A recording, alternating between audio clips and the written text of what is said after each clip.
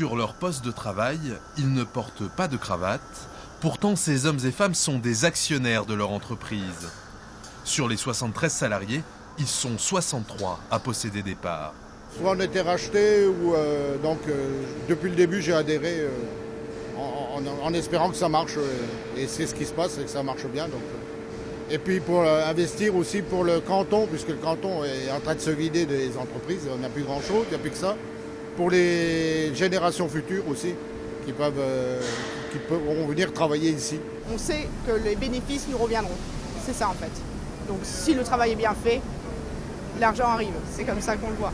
Il y a un an, Eurofence s'était possédé par un groupe suédois qui a fait faillite. Les employés décident alors de renoncer à leur prime de licenciement pour se partager l'entreprise.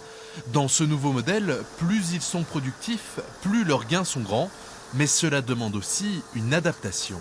C'est sûr que quand on demande à des salariés d'être partie prenante dans la stratégie de l'entreprise, que ce soit par rapport à un budget, que ce soit par rapport à des prises de décision sur lesquelles ils n'ont pas l'habitude d'être consultés habituellement, donc il a fallu faire une adaptation, donc beaucoup de pédagogie dans un premier temps. Ce statut d'entreprise est en pleine expansion dans la région.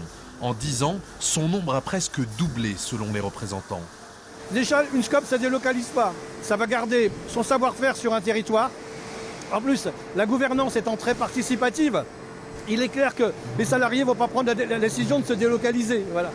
En plus, ils vont avoir de l'information, ils vont avoir de l'expression, et puis ils vont savoir ce que c'est que toutes ces valeurs humaines que sont le partage, les chances. On partage la sueur dans une SCOP, mais aussi on partage le résultat à la fin. Cette année, le groupe devrait atteindre un chiffre d'affaires de 11 millions d'euros.